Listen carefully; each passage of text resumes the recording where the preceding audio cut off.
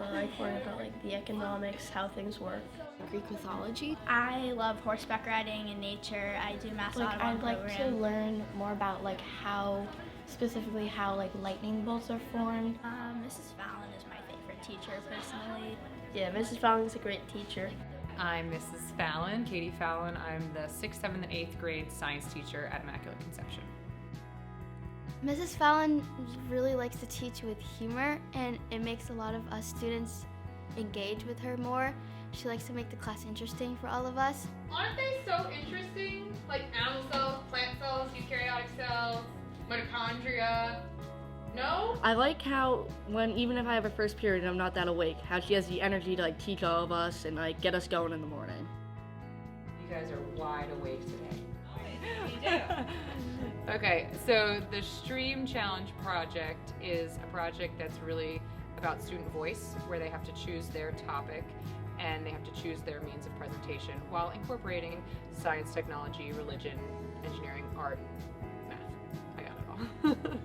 So the Stream Challenge project starts with this wonder phase where we talk about what are you interested in, what are your passions in life, what's something that you've always wanted to learn about, what's a skill that you have. We're gonna talk about problems, and they could be big problems, small problems, world problems, you don't know how to tie your shoe problems.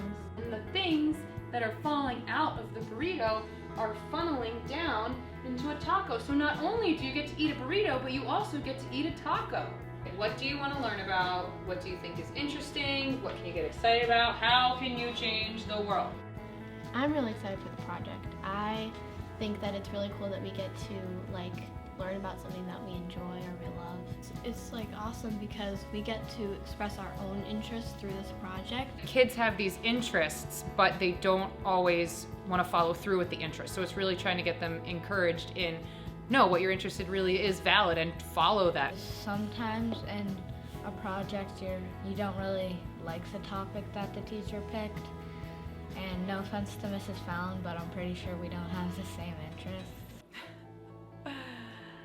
I think there's a huge value in the students having a say in what they get to do a project on. I could very easily say, okay, 6th grade is studying cells right now and we're gonna go to organ systems. You're all gonna do a project on a different system in life. But I'm not gonna get the same quality of work from them. After the wonder phase is the find phase. So students have to do some type of research. Just be careful and make sure that you're using reputable websites. Once we get through the proposal piece, I have the students fill out a weekly reflection journal. And in the journal, it gives them what they're supposed to be working on that day. How did they feel if they accomplished what they were supposed to be working on? Did they use their time wisely? And then at the very end of the project, we do a whole reflection. What was your biggest challenge throughout the whole process? Maybe it was time management. I like to use pair decks. They're a really good tool to hear student voice, where every student has the opportunity to type in what they're thinking, type a response to a question. Pair deck always starts with like, how are you feeling today? And they can click the little smiley face. I can really tell that she's putting in like an effort to sort of understand our world and not just be in hers. So the third step is to create, and this is where the students really start making their project. Are they designing a website? Are they making a VR game? Are they making a poster board or a pamphlet?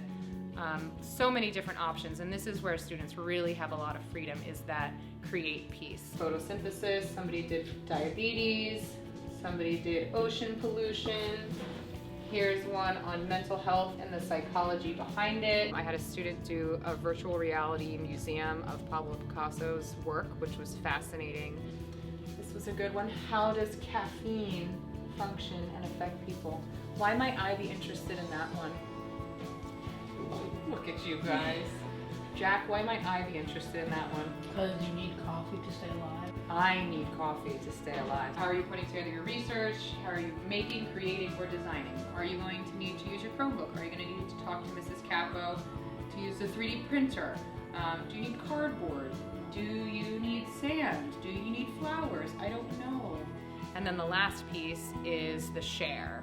and that's how they present. They will present in class to their peers, and then we do a big presentation in the gym where everyone in the school comes, as well as grandparents, parents, aunts, uncles, neighbors. The students are always very, very nervous. It's a lot bigger than any other project I've ever done, and you're facing the scrutiny of kindergartners, so stakes are higher. But then they develop this confidence about halfway through after talking to like maybe 5 or 6 people. They're like, I got this, I know what I'm talking about, I'm answering questions. Like the little kids like the game that I invented. So it always starts out really like just tension in the air. And then at the end, they're all like laughing and having fun. They suffer all the way through it.